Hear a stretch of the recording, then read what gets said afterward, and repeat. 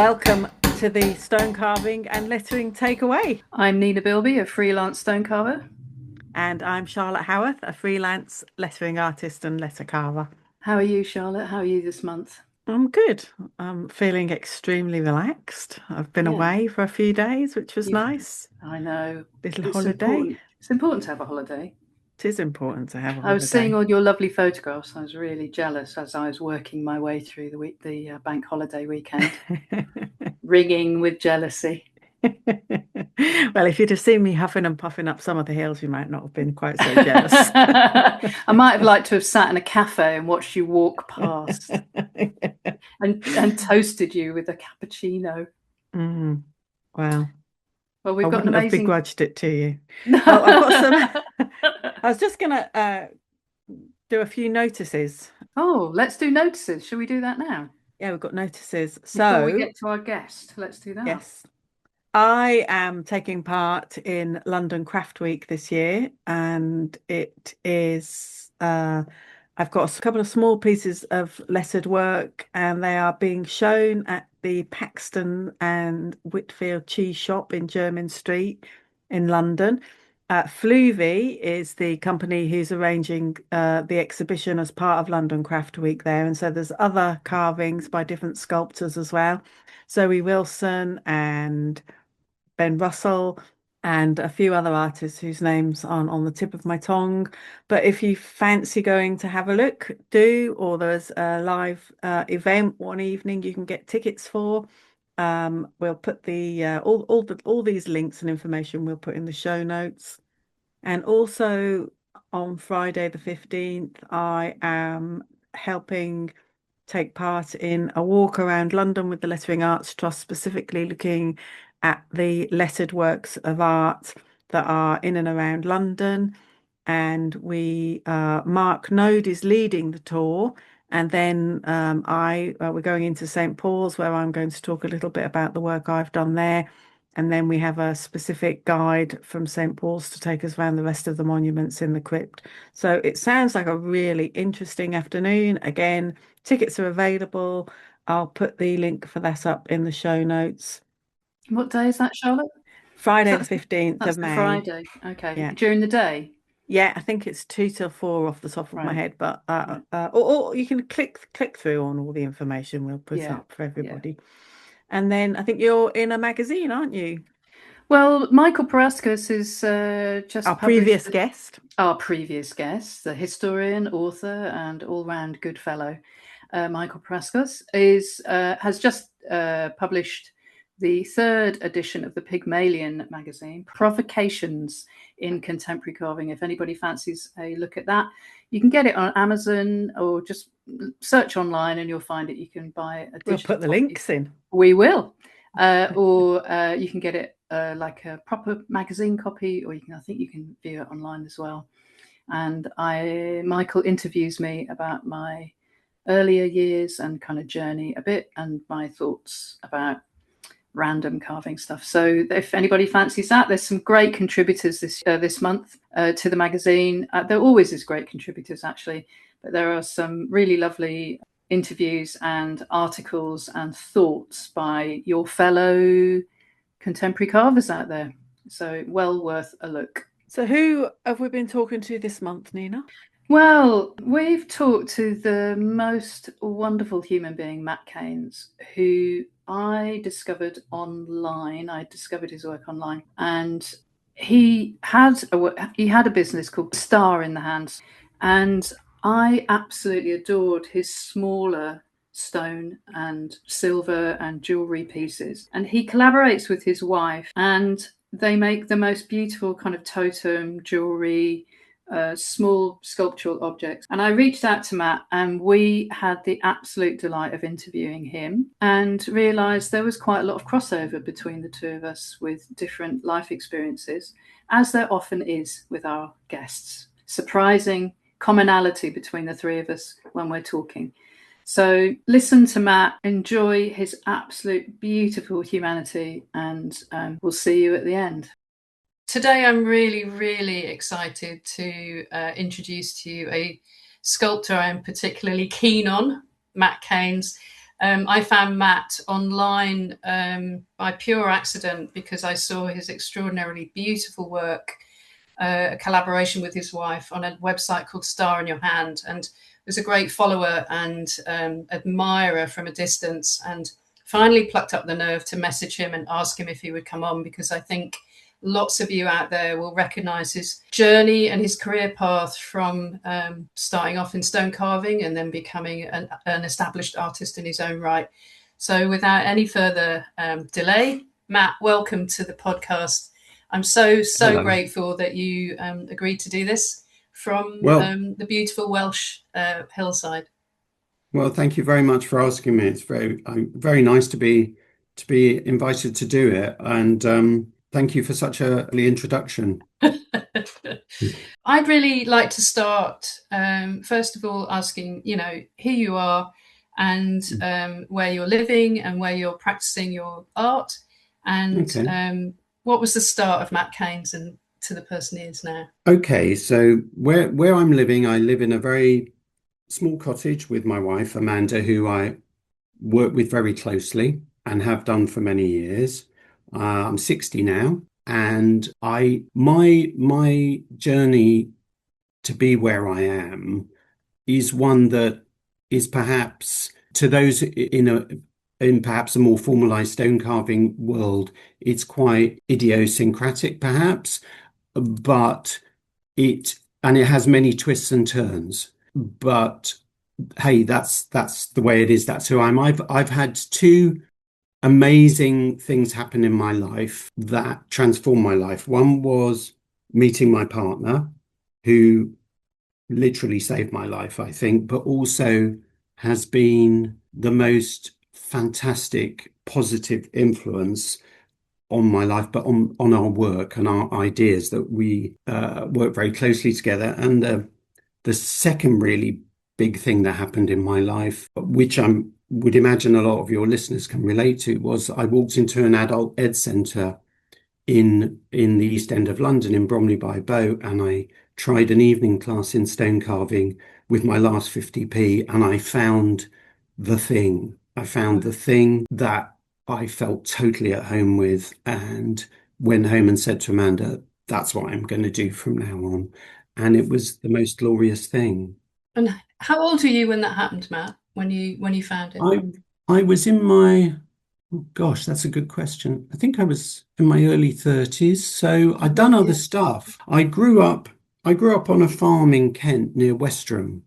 And my family are all from Wakefield. We're Northerners. My grandparents were all coal miners. And I think that's where I get the stone carving thing from, because one of my grandfathers used to carve things out of coal. But, they were clay kickers, they were real miners. But we moved down to Kent, and I was brought up on a farm on the Chevening estate near Westerham. And it was a really beautiful childhood where I was out in nature every day, and nature was my world. Bird spotting and exploring and climbing trees and making camps with my brothers, and that kind of was the basis of my interests in life. And it changed when I was about 11 or 12. My mum and dad split up, and it was really not great time. And I stayed with my mum and ended up living in a flat in Wimbledon. So I went from a very happy time in nature to quite a small flat in a very urban environment in South London. And that was a difficult time for me. And I think throughout my teens was a time when I felt quite lost. I didn't know what to do, and I didn't know what direction to take in my life, and I didn't really have encouragement to find my way. So yeah, I found myself kind of in my late teens. I did all kinds of jobs. I worked in a car factory. I was the representative for the Tufty Club for the London Borough of Barnet for a while, and I dressed up as Tufty and taught kids how to cross the road. I worked in a prop hire shop. And I got a job as a projectionist because I like movies, and I think the other interviewees at the interview I went to in Soho were so inept that they took me because I was a bit older and knew who Orson Welles was. But I did that, but I really enjoyed that. But if you work in Soho, if you work in a dubbing theatre, you're meant to know how to work the machines. And whilst I could talk about different film directors, I had no idea about these machines. So we'd have all bigwigs come in and project the movie rushes, and I'd turn the button and it'd all fly off the machine like spaghetti. And they'd all look at me, like, oh no, and I'd be in this little room behind them trying to sort it out. So I did that for about 3 years, and then I was working in press cutting's office. One of my colleagues there was not very well and was in hospital, and I didn't really know them. And some people from the office said, "Should we go and visit Rosie in hospital?" And I'd only been there a couple of weeks, and I said, "Yeah, I'll tag along." They said, "Come along." And I walked into a ward in the London hospital, and Rosie's sister Amanda walked in the opposite door, and I it changed my life. And she looked like a Modigliani woman coming towards me. She was the most beautiful thing I'd ever seen. And I said to the person I'd gone with, I want to marry her. And it took a while, and I had to work at it a bit. And she wasn't sure about me, and it worked out in the end. Yeah, she put up with me, and I just kept hanging around. So I was always hanging around. So where are you going to stay? Oh, I'll come too. Let me. I'll just tag along until she couldn't shake me. I think she realised I was going to be there for a while. But it was Amanda who said, "Why aren't you at art college?" And I didn't think that was an option for me. Why not? Because I thought I had a flat. I thought, well, you've got to work and you've got to pay bills, and I didn't think they'd take me. I didn't think anyone would want me. But I was painting. I used to paint, so my flat was full of paintings. And Amanda would come around and say, you should be doing an arts foundation. So I went to do an arts foundation at John Cass, where became Metropolitan University, but it was Sir John Cass School of Art opposite the Whitechapel Art Gallery. And that was an amazing time, but it also coincided, we had our first child. So I was always, from that point on, whichever studying I was doing, I was the one running in and out with sort of a baby on a papoose, late for lectures, or with a kid in a pushchair. And that is how it was all through my studying, which is fine because, I had lovely children. And I did that. And then I went to Middlesex University and did a fine art degree, painting. And I was painting urban landscapes. And I think because we lived in Poplar, and then we got moved to a council flat in Bethnal Green, I became very interested in the artistic history of the East End of London. And so I would see people like Leon Kossoff painting down at Spitalfields. So you'd watch him on the corner painting Christ Church. And I became interested in painters like Frank Auerbach and David Bomberg. And I wrote a dissertation about Bomberg and School of London painting. And so my painting was at Middlesex. Middlesex at that time, this is the late 1980s, early 1990s, it was very open-ended. And I went in the sculpture department to ask about stone carving. I was curious about it. And Terry, who was head of sculpture, he was Georgie, he was a metal worker. He said, "Oh, you don't want to do stone. It's so old-fashioned. No one does that anymore. Go and play, go and do other things." And it was very much open-ended learning. So you were left to it, but everything was there if you wanted it, which for me, I found very problematic. So I wanted a life model. I wanted to learn color wheel. I wanted to be taught painting. And that wasn't really, I remember my teacher saying to me, "We got rid of all that in the 60s. You don't want to be drawing casts. We chucked those things out. It's all here. Just go and find yourself." And I didn't know how to find myself. I wanted tuition. So for me, it was three years of really learning from going in the library. and taking home stacks of books. And then the last year I got a little studio off Whitechapel High Street and I painted there and I hardly went in. And so it wasn't entirely satisfying. So I found myself in my late 20s. I'd graduated. I was doing urban landscape painting, these very thick impasto paintings, hanging around the East End, really on my uppers and not sure what to do. And I went cycled past the Bromley by Bow Centre. And at that time, Bromley by Bow Centre, I don't know if anyone, your listeners would know about the Bromley by Bow Centre, but it was a fantastic little community centre right near the Bow Interchange. And they do an amazing job for the local community. But they had a stone carving room, which has kind of stood out. It's like, why have you got a stone carving room? And I went in there and took an evening class. And all that additional stuff I've been doing in the painting, the flip side of that was the subtractive nature of stone carving. They were both about lots of material. You're really engrossed in the material.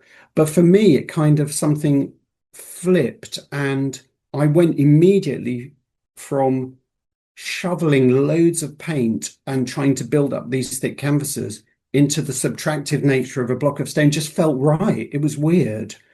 And I absolutely loved it. It took me back to being a child on the farm.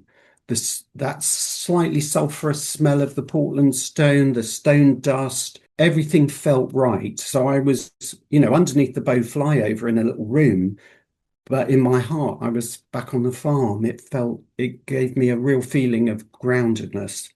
And that was a wonderful start. And it kind of grew from there. The teacher at Bromley by Bow Centre was a sculptor called Paula Horney, who was very kind to me.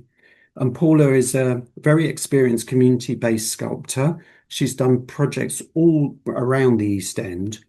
And she said to me, you're keen, aren't you? I went back the next morning and waited outside the classroom, and it wasn't open till the evening. She said, what are you doing hanging around? And I said, well, I just want to carve stone. And she said, well, I've got this job. Do you want to help rough it out? Have you got time? And I was like, I'm not doing anything else. And I ended up doing work with Paula, and I gained basic experience of roughing things out and edging them in and getting to grips with the tools, and did a lot of work with air hammers. We did a big bas relief that went into Docklands, and then eventually it got to the point where Paula said, you can do a degree in this thing in stone carving, which I didn't know.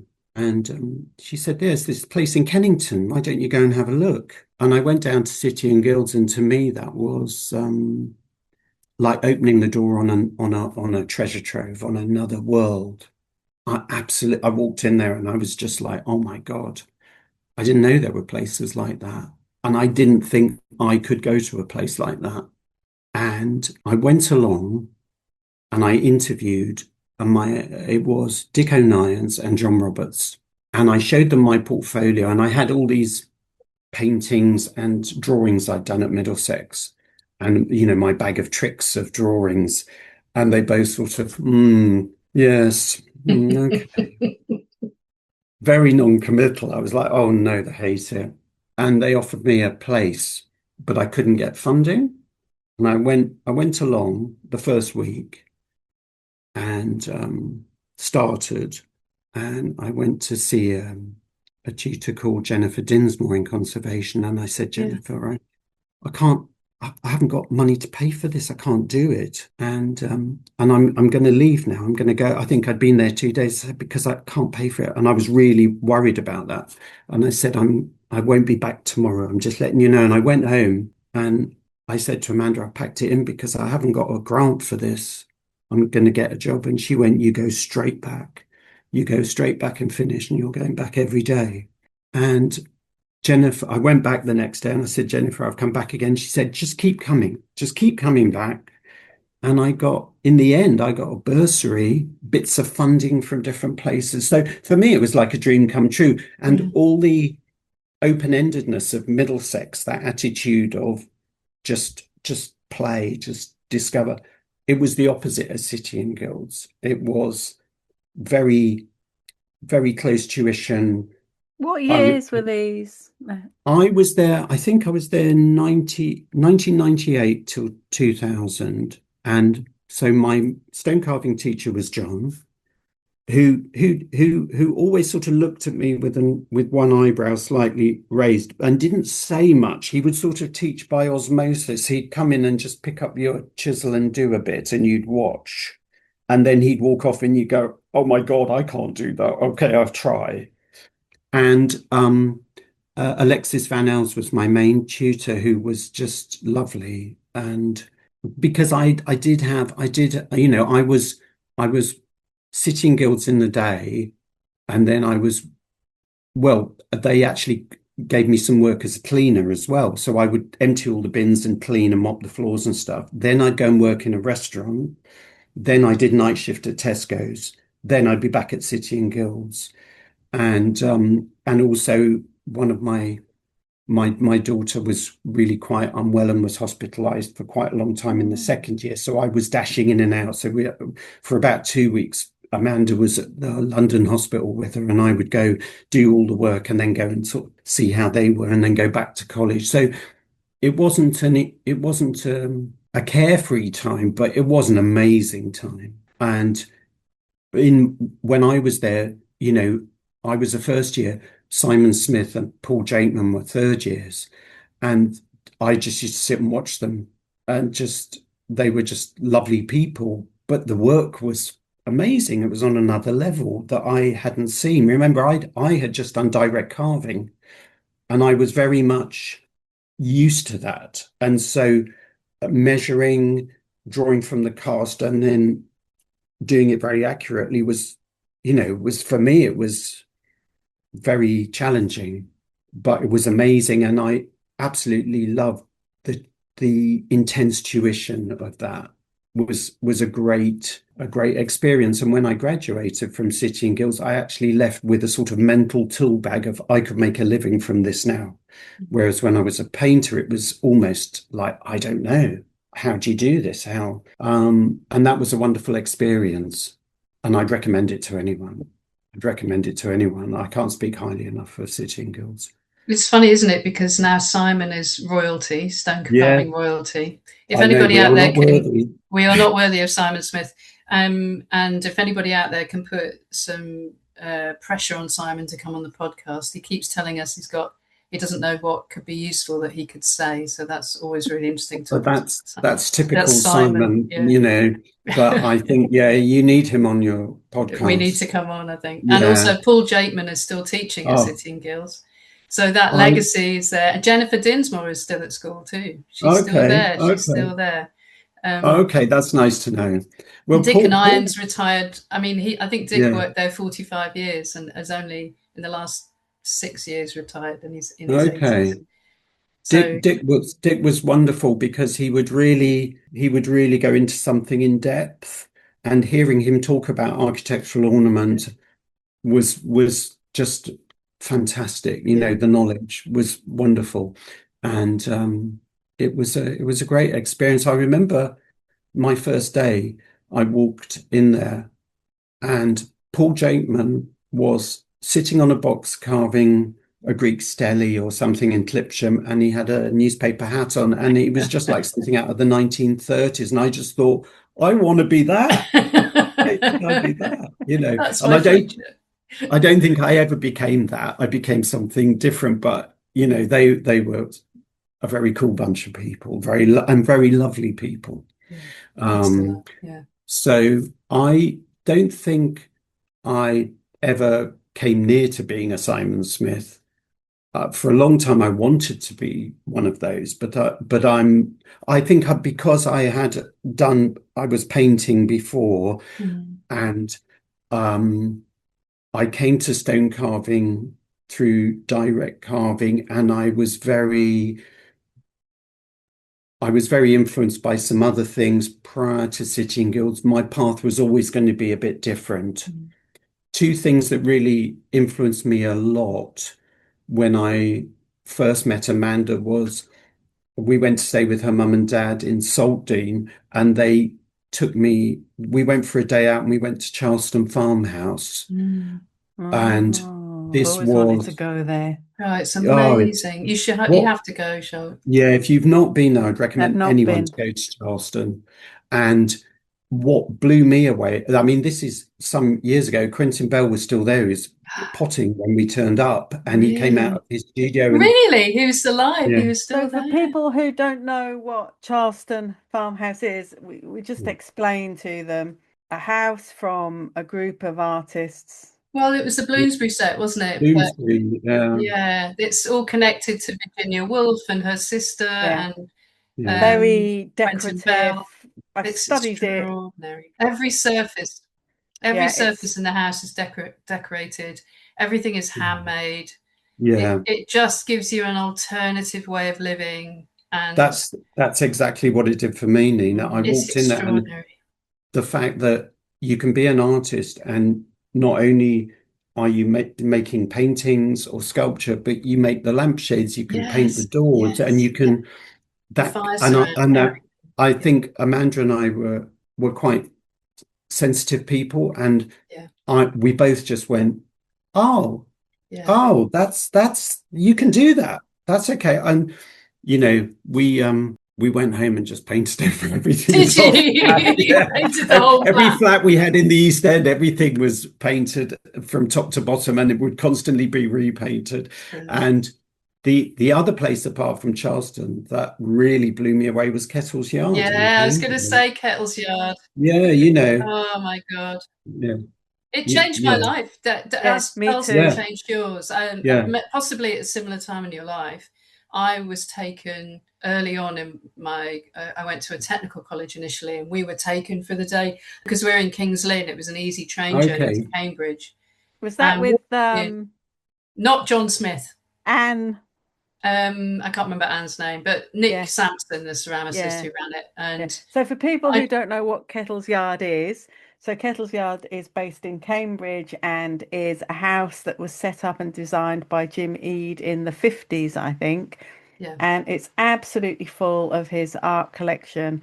And he collected early British artists, including some Brancusi's. He's got a great Gaudia Brigesca Yeah, collection and lots of Moore, the Nicholson, all of yeah, them. Moore, Nicholson, yeah. Alfred Hepworth, Wallace. Yeah, Alfred Wallace, yeah. Wallace, and it's you can walk in and look around the house as it was apparently when he lived there. Two great places to visit, And I I yeah, reckon. think what's amazing and maybe has influenced you, Matt, because it definitely influenced me, it was the domestic scale of beautiful things. So in both of yeah. those environments, there are maquettes and small models of things, or perhaps found objects placed Yes, with beautiful made. The exactly. connection Yeah, between nature and yeah, creativity is so strong because they're living with it and everything Yeah, and is so everything connected. beautifully yeah. curated as Yeah, well. yeah, Yes. The I positioning of everything is everything. considered. Yeah.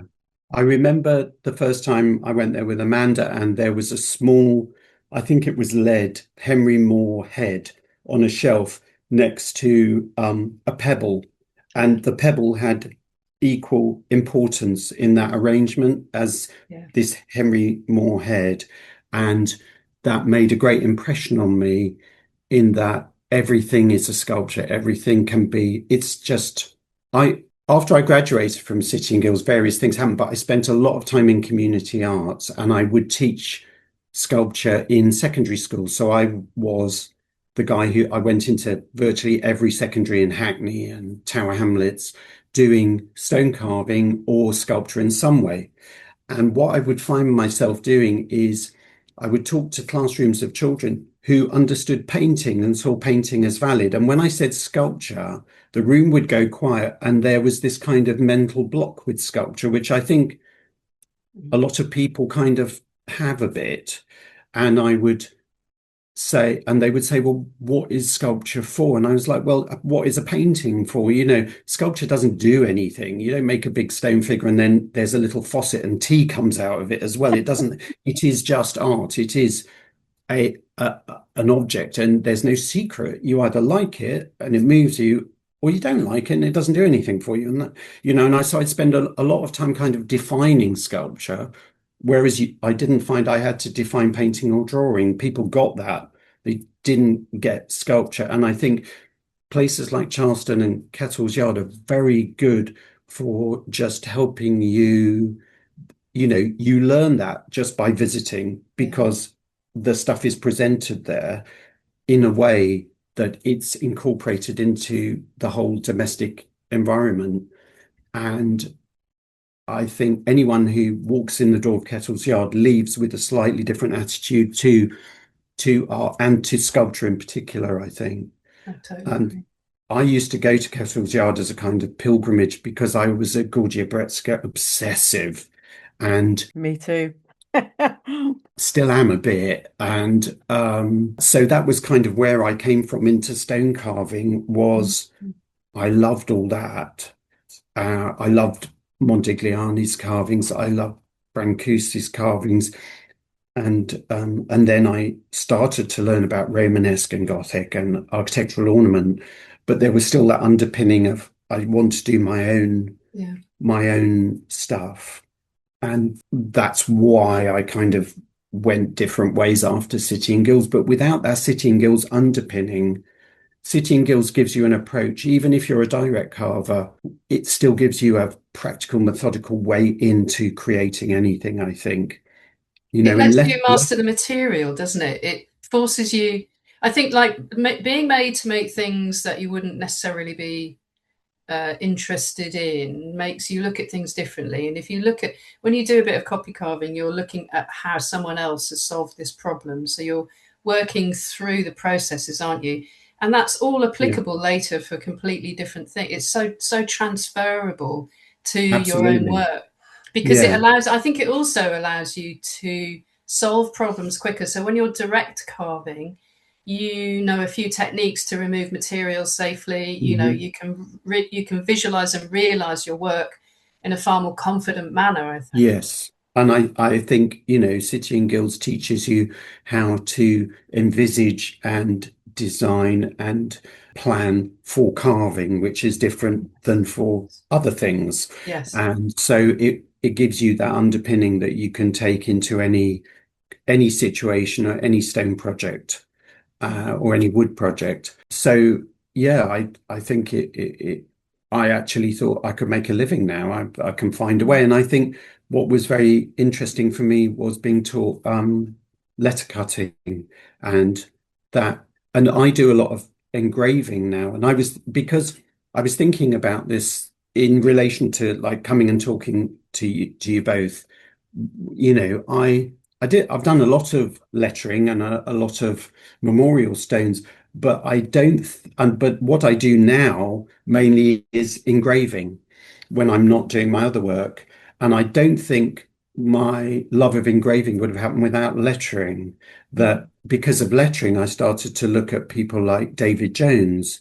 And then that leads into looking at people like Revilius, and that leads into Gwen Reverat, and that leads into, and then you sort of and then I looked into Samuel Palmer, and I looked at William Blake and wood engraving, and I think that all stemmed from being taught lettering. So there are many branches that one can take from that kind of tuition. It takes you in many different directions, and for me, it's led me into wonderful areas of looking at people like Samuel Palmer, and then those things all influence your own practice. So it's incredibly life enriching. And the other thing that's really helped me in my journey was scholarships have been enabled me to go to places in the world, and this global family of carvers dip into different communities has been an incredibly life enriching experience. So when I graduated from City and Guilds, I was very lucky to win a Queen Elizabeth scholarship, and I went to do marble carving in Carrara for 8 weeks. And just to be in that environment was amazing and highly educational. And it was all at, another level of carving. It took it up another notch. But I spent a lot of time in in the yards of studios where there were people direct carving, and then there were people pointing, very complex things. And I did a bit of both, and it was a fantastic experience. But for me, because we were always on a budget, the Queen Elizabeth Scholarship, and then I had a Winston Churchill later and a Wingate, allowed me to really go outside my environment and learn other things. So they've been amazing, and those organizations are fantastic, and we're incredibly supportive. So Charlotte is a fellows Winston Churchill fellow, aren't you, Charlotte? I am.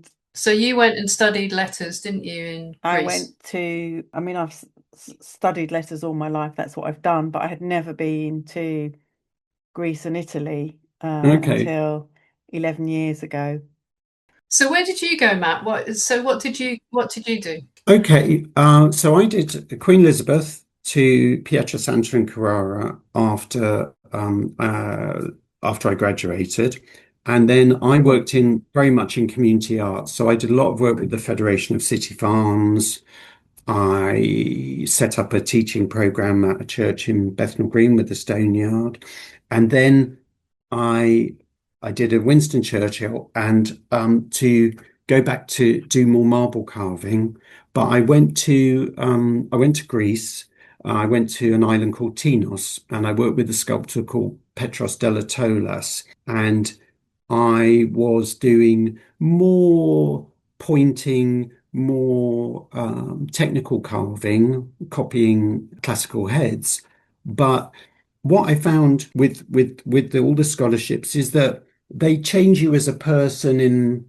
Yes, there's technically what you learn, but it's just the experience. You come back a bit different. You also come back, and also you come back having made friends, and that for me was quite a big thing, just to be around Petros, who did abstract work, but just his knowledge of Greek marble was wonderful. He's one of those people who can, you go with a maquette and he says, yes, that maquette in that block on the far side of it at this angle, the perfect piece. And he's like, how do you know that? How do you know that, Petros? And he said, I just know, that in Italy, they would point at the mountain and say, for this maquette, you want up there and you go in a yard and it's, how do you know that? I don't know, and so it was very humbling to be around. But Tinos was a lovely experience. It was a small studio and a group of people, and I was one of them. And it was exploring Attican marble, Naxos marble with the big crystals, and trying different stones.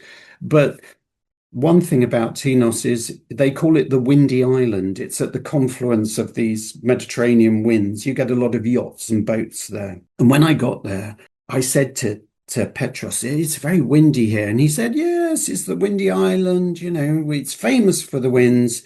And then about a week later, he was very grumpy in the workshop and banging things around. And I said, Petros, how are you today? This wind is driving me mad. It never stops.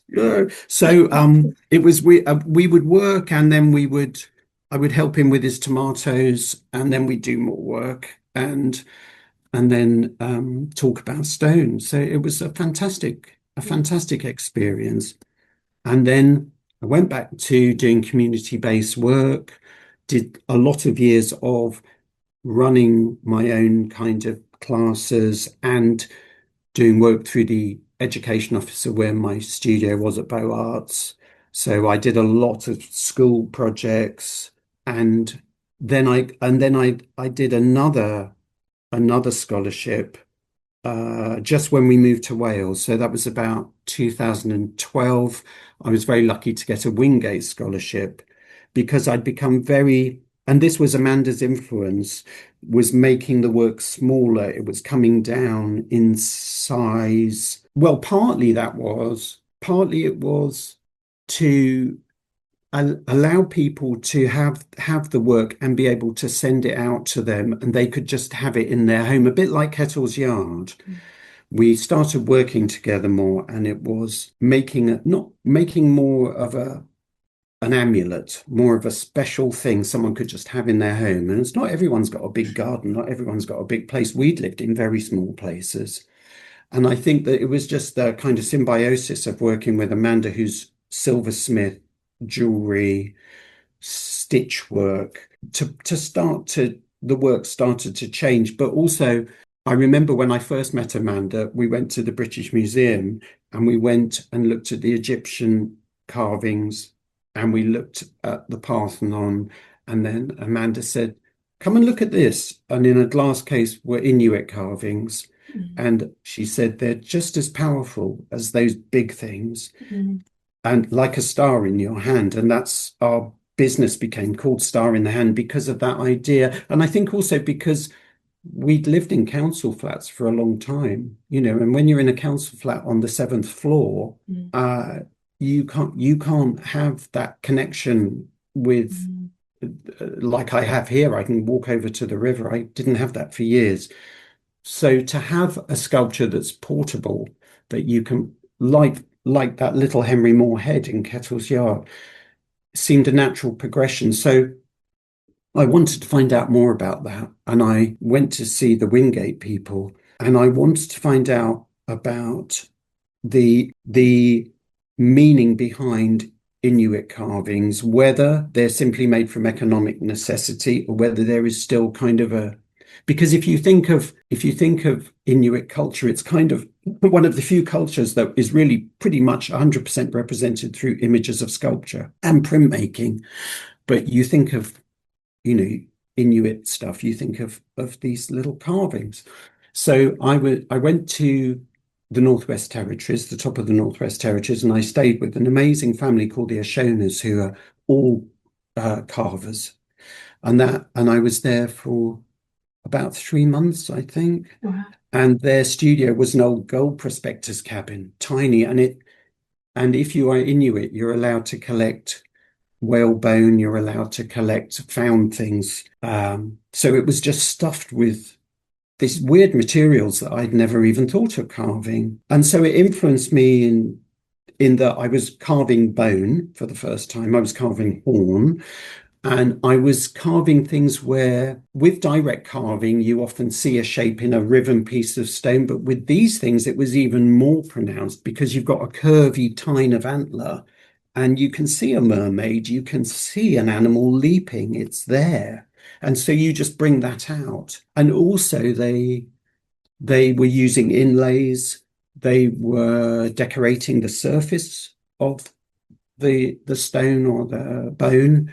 With a sort of engraving technique. Yeah. And it was very interesting. I became very interested in cultural connections between Arctic people and Britain. And when I came back, I started to think, how can I make this? How can I translate this into what I'm doing? And I started to look at maritime scrimshaw a lot and early tattoo flash, because that comes from scrimshaw. So we had whaling ports, Hull, Grimsby, all these places where people would go up to Greenland, they'd go up to. And when I was in Canada, I would meet people whose surname was MacDonald, but they're Inuit. And it's like, well, how did that happen? Oh, my great-grandfather, he came from Inverness. It was like, really?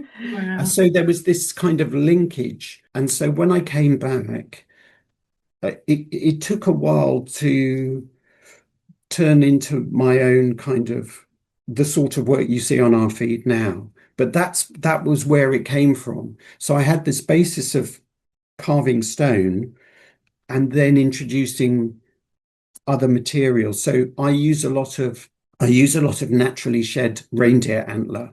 I get it from a herd in Scotland. I will only use antler that comes off naturally. So if you imagine a tine of antler, it has a button on it where it's come away. That's what I get. And sometimes I don't get it at all, so I don't do antler carving. And I also engrave on the surface of sculpture, which I know John Roberts wouldn't have been very happy with that, would he? But it is Amanda's influence too, and our collaborative. For many years, Amanda was doing stitch work and embroidery and sewing and painting. She's a wonderful colorist. And I really wasn't a colorist. I was obsessed with carving and form, and our lives sort of ran alongside each other creatively, and we weren't sure and then an intersection started to happen after Canada, a much more natural one. And we started to exhibit together where we would do hanging pieces, wall hanging pieces that were shamanic animals or dancing people that were antler sections I'd carved and scrimshawed, and Amanda would do stitchwork bodies. And there was still an influence of kind of vorticism, so they're kind of cubisty looking.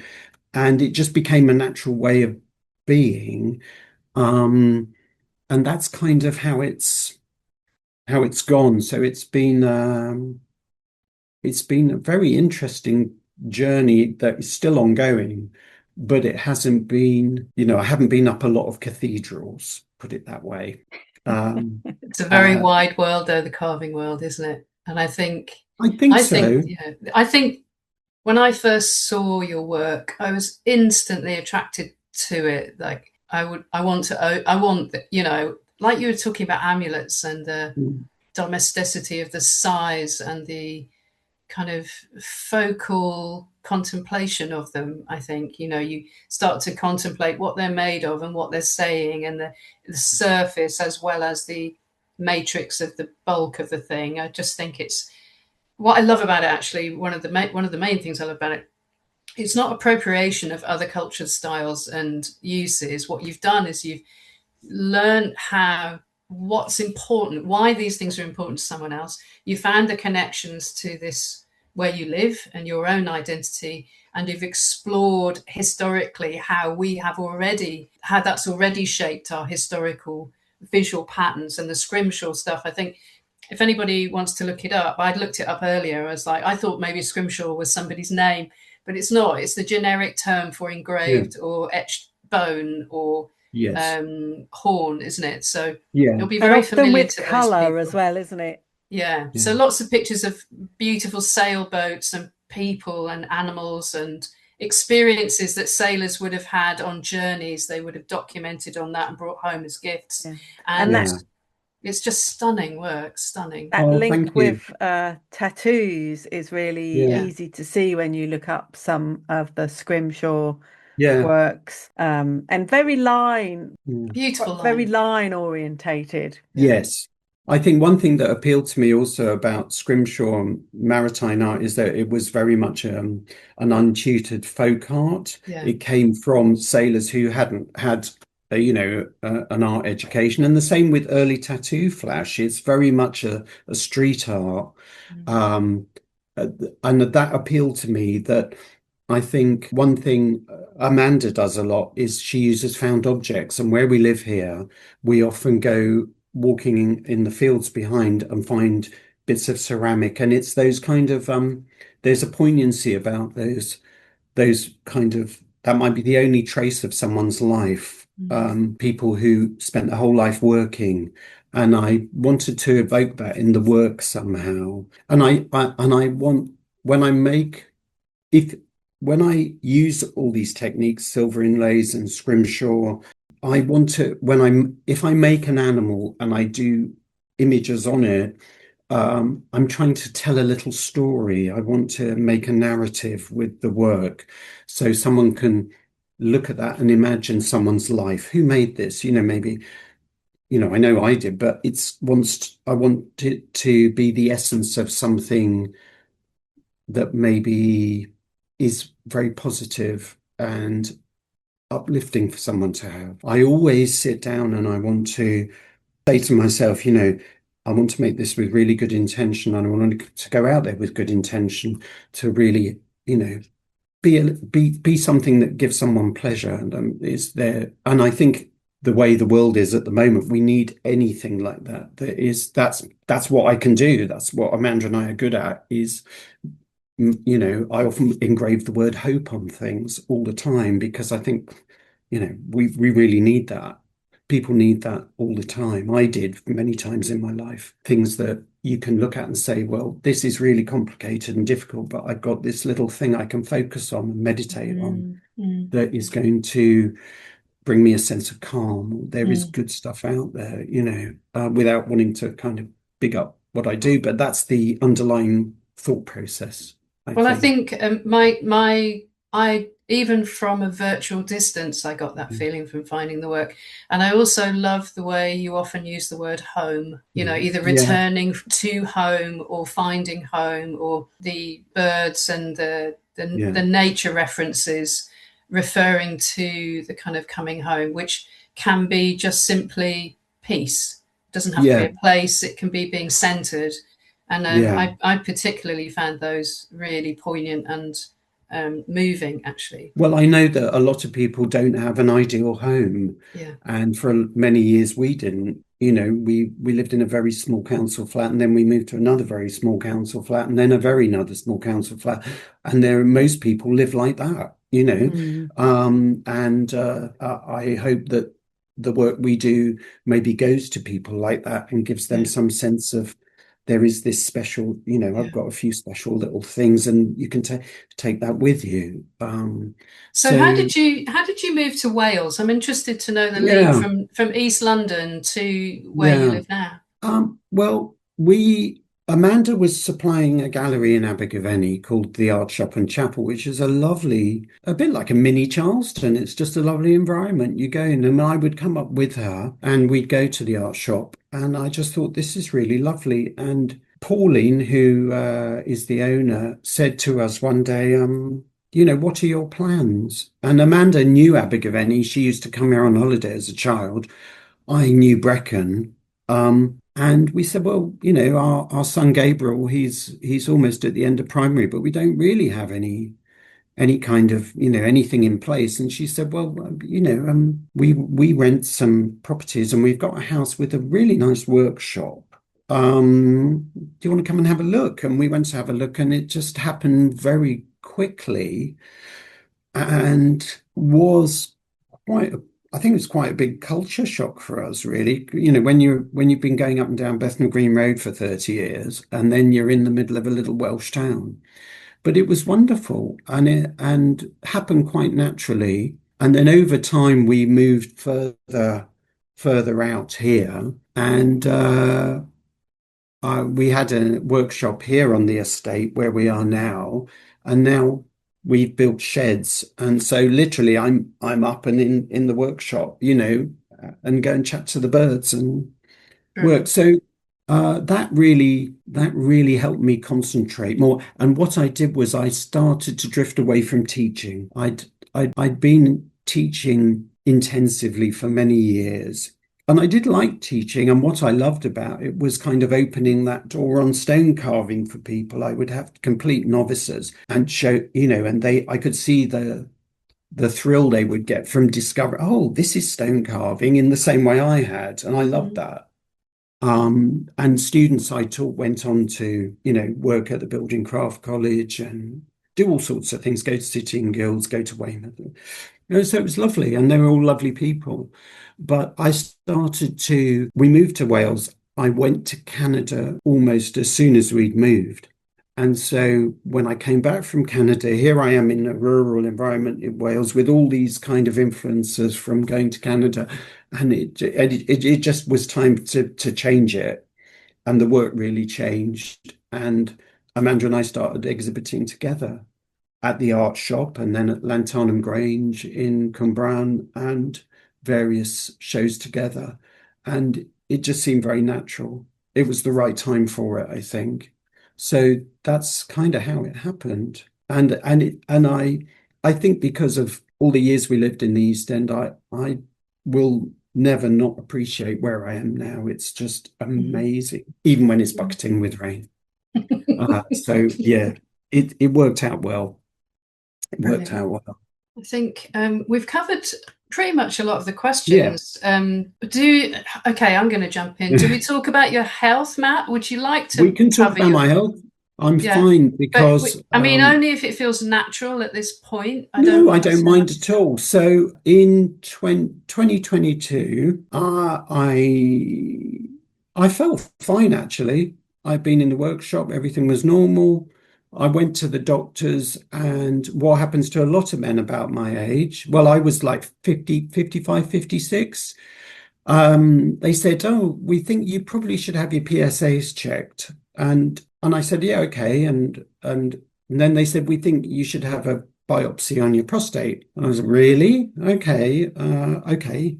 So I had that done, and then went for a meeting with a consultant who said, well, you've got stage 3 prostate cancer. You've got 18 months to live, or you have a radical prostatectomy. So it came completely out of nowhere and was, a big shock. Started a period of my life where initially I felt I'd lost everything.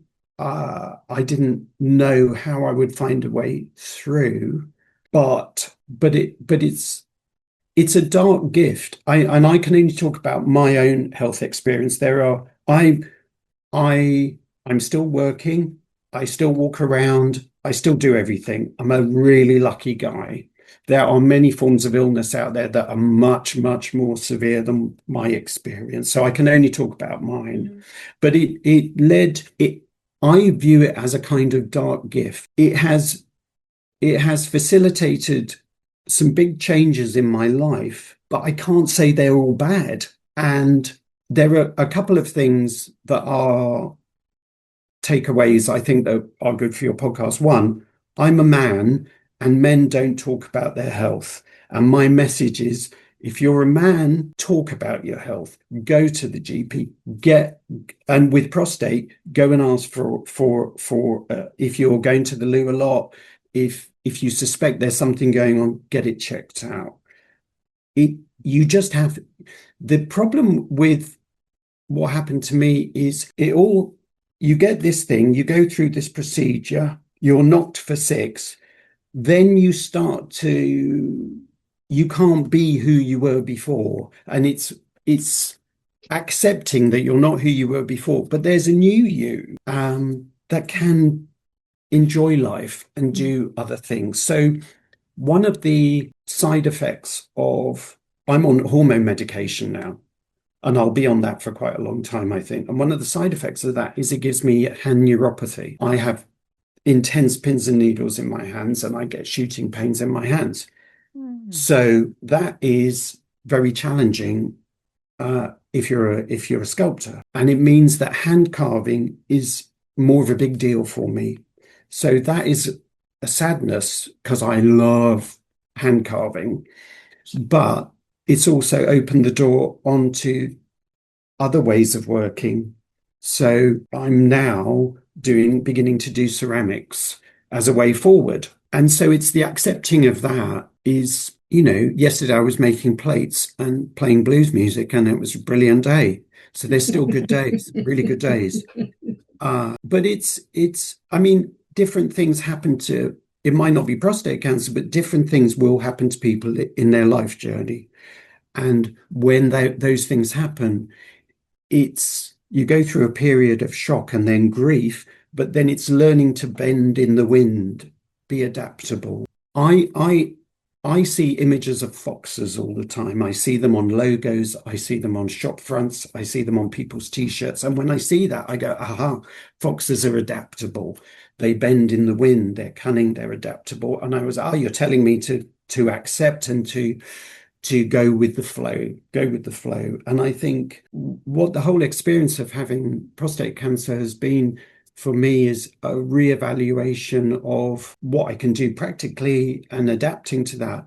But also it really threw up a lot about being a man, and the role of a man. And I'm a very, I'm quite an arty-farty man. I'm not a sort of macho man, but it made me question the kind of messages I've had about being a man my whole life without even realizing that I'd had them. And I think that's been a very positive experience of having prostate cancer, was that, we live in an age where there is rampant toxic masculinity out there now more than ever. And I thought, well, I'm not like that. I don't have any attitudes like that. Well, I don't. But I realized I was raised on a diet of John Wayne films and tough guys, and that went in there somewhere on some level. So the process of reevaluating myself as a person was also, I could challenge those things and I don't reject all. I don't need that stuff. It's in there somewhere. I don't want it anymore. So it's a multi-layered dark gift, what's happened to me. And it's a work in progress. And now I've gone back to using clay, not on a peg bust, not as a maquette, but in a different way. And I have total respect for ceramicists. I think, Nina, were you ceramic before. based? Yeah, I have 2 caps. Only I two. had yeah, many more than 2. I had a wonderful conversation with somebody yesterday who I'm using a bit of 3D printed clay, and he'd had Right. an issue with the print machine, Okay. had to redo what I'd asked him to do, Ben. And we had this wonderful conversation. And I was like, oh God, it's like having a child. And he's like, yeah, it gets tired. It doesn't want to do what you want to do at the speed you want to do it. It does it at its own speed. You have to feed it. It will just give up, suddenly Yeah. give up. And if you don't get into tune with it and help it on its way rather than force it on its way, it's Yes. not going to do what you want, and you won't get, and then it'll look beautiful. And you'll come back the next day and there'll be a huge crack through it because it's like, no, you don't understand me. Yeah. You need to understand me. And I'm like, we both agreed that perhaps, like stone, it's elemental. It feels like it's made of the elements, and the elements are gods. We're all Yes. made of the same stuff, and you have to understand it and respect it. Otherwise, it's Mother Earth. It ultimately has Yeah. total control over us. We had just a brilliant conversation about our frustrations, that we wanted it to do something and it just wouldn't do it. And we've both had to kind of go with it and actually respect. It's about respect of the elemental material that's inside it, isn't it? And wow, there's something about submission sometimes that is absolutely freeing, actually, in that sense. I took a group of students once to the sculptor Emily Young's studio. Yeah. When she was off Ladbroke Grove, had an amazing studio space. And my students were very keen to ask her technical questions about her carving process. So there was Emily Young sitting in front of one of these huge heads. And they said, so how do you start, Emily? And she said, well, the first thing I do is I'll make a cup of coffee and I'll just sit and I'll look at the stone and I'll say, what do you want to be? And she said, and I won't do anything for a while. And then I might just say, where do you want me to draw a mark? And she'll start with one mark. And it's that kind of respect and intuition. But also, I think there is kind of, without wanting to sound too hippie, when on a good day, when I'm carving, I'm on the back burner. Yeah. You're the conduit, aren't you? Yeah, you're a conduit for something. And when I go in my workshop, the first thing I do is sit down and I say, let something pass through me into this. It's not about me. Take my ego out of it. It's not about me.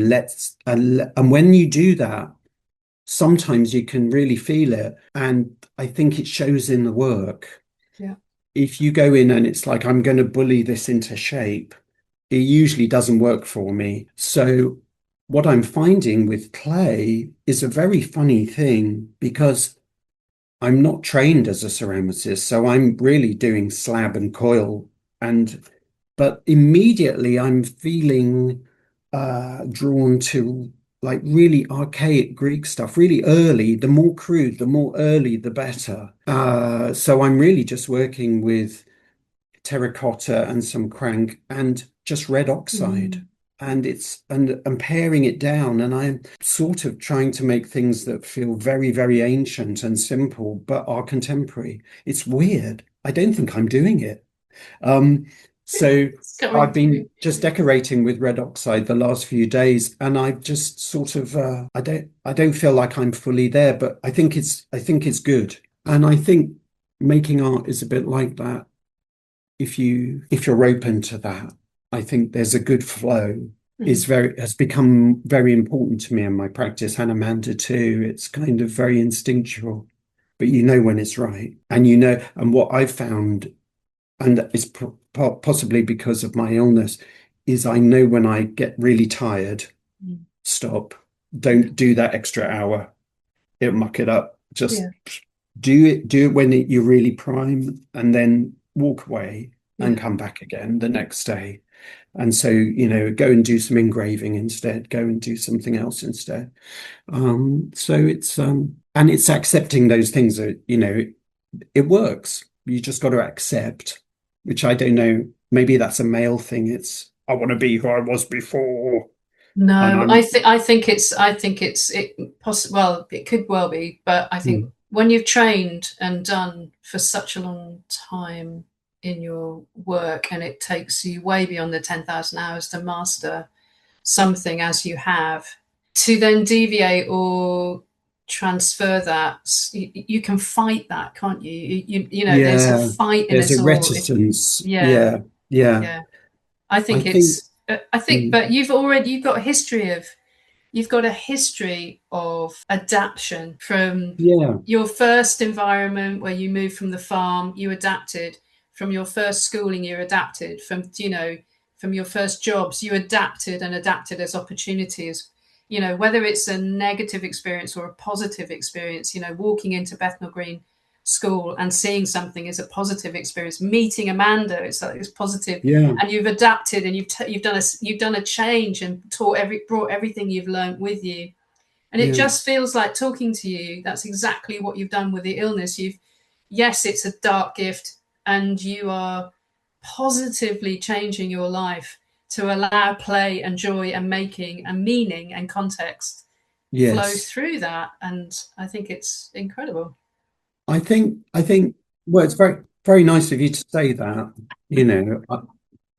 I think it feels like love actually is the golden environment, isn't it? It's I think like the love of what you do and the love of your partner and the love of yeah, making and the love of yeah. stuff and culture and But just, yeah. that is all there is in the end, isn't Yeah. there? You know, that's what there is. And Amanda and I have worked very closely and spent our adult life together. The biggest achievement in our life are our children, and then there's the art. And we made a decision. Well, we didn't really, we couldn't do anything else. I wasn't someone who could, and I had tried to do other things. I reached a point early on before City and Guilds where I thought I either be an artist or maybe I could work in a hospital and push a trolley or something and help people in that way. But being an artist is what, you know, it's kind of the only thing I'm really good at because I'm really cack-handed at everything else. But it is the way Amanda and I do help people, hopefully, in giving them these weird things that hopefully, you know, make people feel good.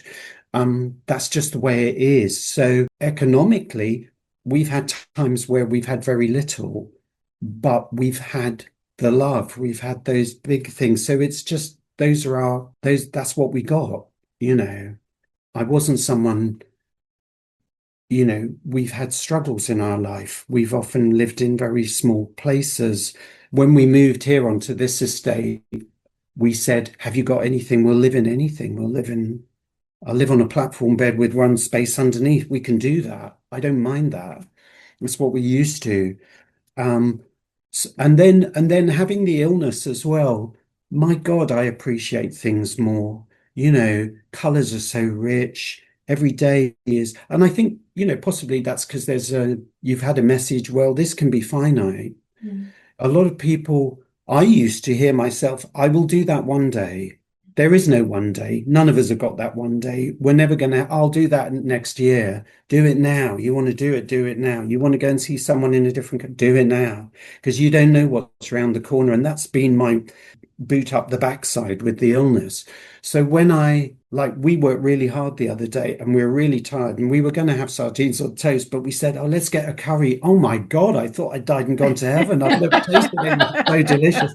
So I appreciate those things more than I used to. Was like, oh my God, this tikka masala, I'm in heaven. Um, so and that's really beautiful. It's really beautiful, and I appreciate my friends, and I appreciate the day to day. It's the only one you're going to get like this, and make it a good one. Make it a good one. Do that creative stuff and tell the people you love you really love them. So yeah, we can't take it with us. So there is only love. Such a good message. It's such Do a you know good what way I'm? to end, I think. That's just Yeah, what I was going to say. It's such a brilliant way to end. And I think it's an ethos me and Nina definitely aspire to, isn't it? I think Aspire, you both yeah. got it. Yeah, I think you do the Wow. same. Yeah. One more question, because Charlotte's Yes. going to hate me for saying one more question. Okay. I'm used Is to one there, more question. you're just so used to one more question. The future, and this actually is two questions. One is, I want the world to see your work, Matt. I know your work Okay. has changed, and we're looking Yeah. really at a back catalogue of work because you sell everything people fight to buy your work. Yeah. But is there somewhere that we can see your back catalogue and that people can find you? Because you have Well, a website, but it's not necessarily the back catalogue yeah. is on there, is it? The best way to look at our work is on Instagram Right, at Amanda Matt Caines, right, and that you'll see all the star in the handwork. Now we do edit that because we've made an awful lot, and we sell it. yeah, So there we don't we've never done cataloging, and it's just something that we're sort of waking up to now. So our work is owned by many people, and we're very lucky that we've got an amazing group of patrons and clients and lovely new people who always buy our work. But we don't really have a kind of book of everything we've done, which I wish we had because I forget. I've made yeah. hundreds and hundreds of things. We have, and I think, I've got this problem with my hands, but I'm always going to do small stone and antler work and the new ceramics and the jewelry with Amanda. So that's going to be an ongoing. We've got a little thing coming up called Box of Dreams, which is part of London Craft Week. Brilliant. And that's at the Goldsmiths Centre in London Craft Week, which I think Box of Dreams is at the Goldsmiths Centre. And I think London Craft Week is like 11th to the 17th of May, something like that. Yeah. And we've been asked to participate in a group show there. So we're probably only going to have 3 or 4 pieces in there, but it's wearable. My understanding of it is it's kind of boxed art with a wearable jewelry aspect to it. So it'll probably be one of our brooches that is incorporated in a box. And we want 3 or 4 of those, and we want to show all the different things we do. So there will be some maybe relief antler carving, stone carving, stitch work, ceramic. It's all going to be in there in a small scale. And we've been asked to do that by our friend Jed Green, who's a fantastic glass jeweler. I would check out Jed's work. She's amazing.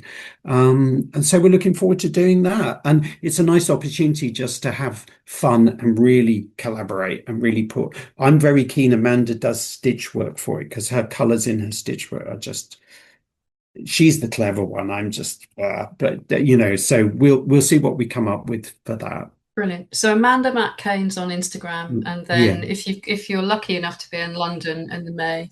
Brilliant. Thank you so much. Oh, it's been an thank absolute you. pleasure. And I particularly want to say how extraordinary I find your work and your approach to work and your use of materials. And thank you so much for coming on. I know it's taken us a while Thank to you get so there. much. That It's been is brilliant. praise indeed from people of your caliber. Oh. And that means a lot because Amanda and I, like I say, we're usually in a shed up a mountain, not seeing Yeah. people. So your feedback that's really nice to hear. And I think getting something you can right. stay in your shed up a mountain because I know it's important, but more people need to know who you are. Absolutely. Are you open to commissions, Matt? Is that something people could contact you with, or not really? Is it? Yeah, I used to do a lot of commissions. I tend not to do many now, but it depends. If somebody has a particular thing, they would get it in the Matt Caines way. So it's but yeah, absolutely. Well, from us, just wonderful. What a wonderful, wonderful way to start a Friday morning, particularly.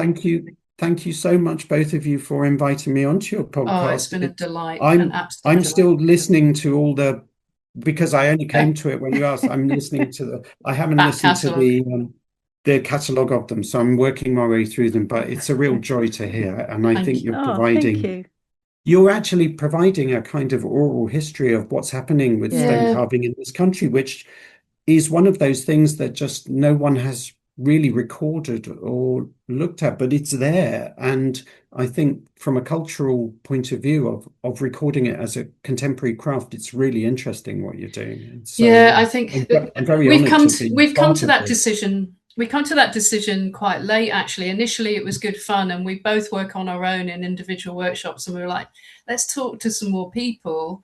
Yeah. And then, of course, we've lost a couple of people that we've interviewed, and we've Yes. realised, God, this is so important, and and exciting to find new people to talk to, like you. I You know, think that's it's Yeah. so amazing. Yeah, joyful. weirdos like me. Yeah, life gets better and better. I Oh, think it's good. amazing who we are discovering through our podcast. Yeah. Incredibly skilled, wonderful people, just very quietly, without quietly. fanfare, Yeah. getting on and doing their thing, Important stuff. and just Yeah. beautiful people to talk to. You know, Yeah.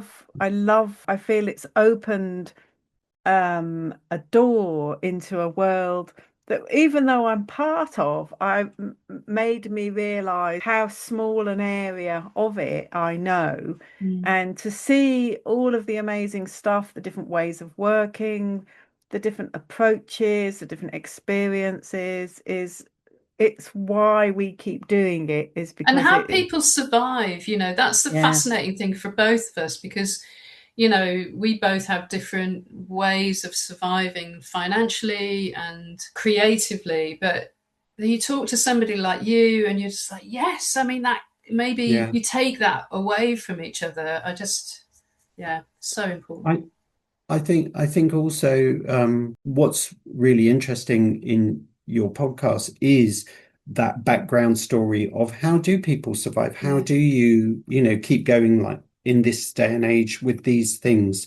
And I meet lots of makers or people working in craft, and they're all out there, all working, but they're very rarely highlighted. So your podcast in covering stone carving and letter cutting and all the aspects is brilliant, because so often I'll tell people, yeah, my background's stone carving, and they're, oh, I didn't know anyone did that anymore. So Exactly. the general public really doesn't know that we're all out there beavering away, trying to make a living. And I think it's a really amazing thing that you're doing in compiling this kind of history of what's happening in this craft at the moment is a very valuable thing, and is more than just a podcast. Well, that's very nice. Thanks for saying that, Matt. Makes all the hard work worth end it. up in the V&A. It's something people listen to. Imagine that. Would be good, wouldn't it? My foul mouth and Charlotte's directness. It's a winning formula. But thank you so much. It's been a pleasure. It's been a pleasure. Thank you so much, Matt. Thank you. And look forward to speaking to you in the future, hopefully. And all right, you take care of yourself. Okay. Thank you so much. Well, there we go. What an amazing man. What do you think, Charlotte? What a brilliant interview.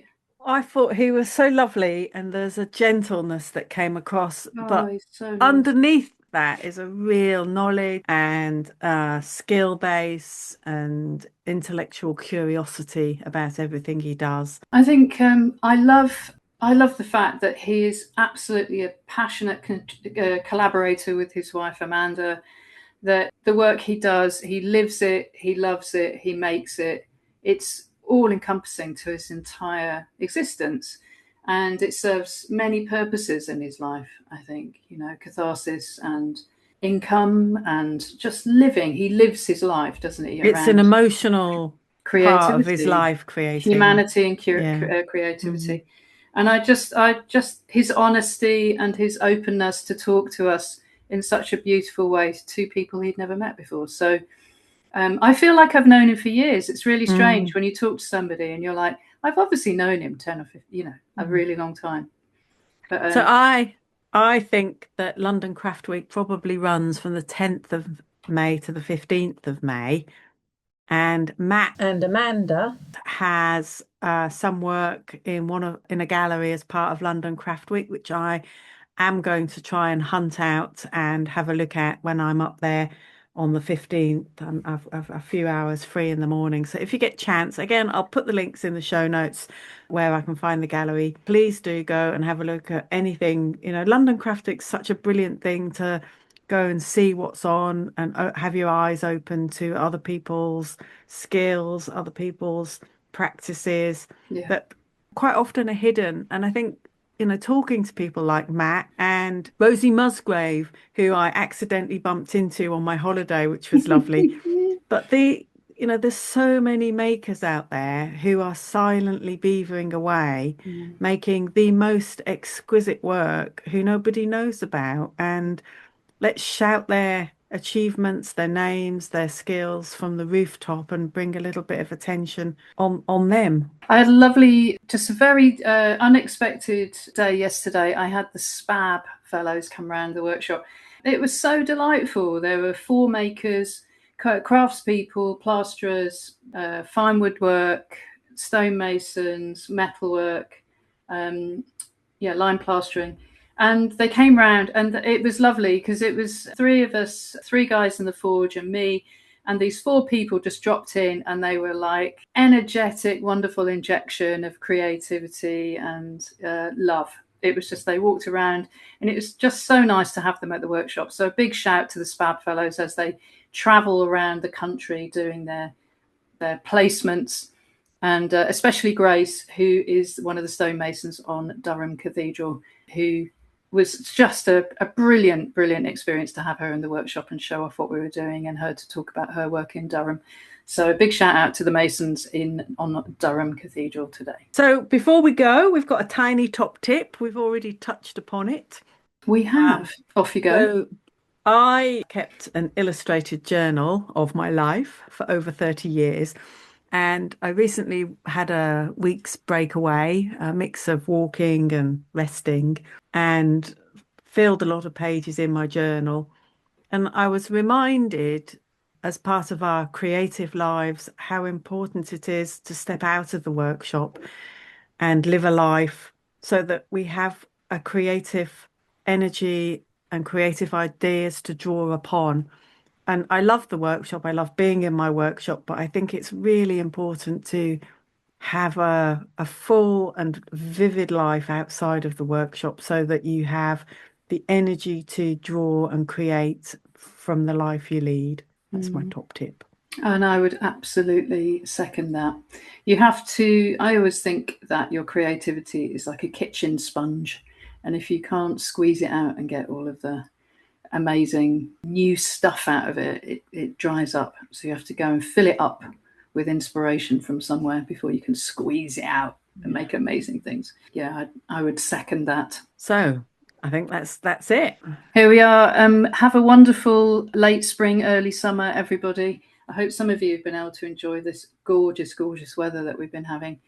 And with any luck, please like and subscribe and tell all your friends and spread the word. It helps get the podcast out there. We are slowly growing a community, so all those new listeners, welcome. And I hope you enjoyed the interview today. And basically, that just leaves me to say, happy chipping. Happy chipping.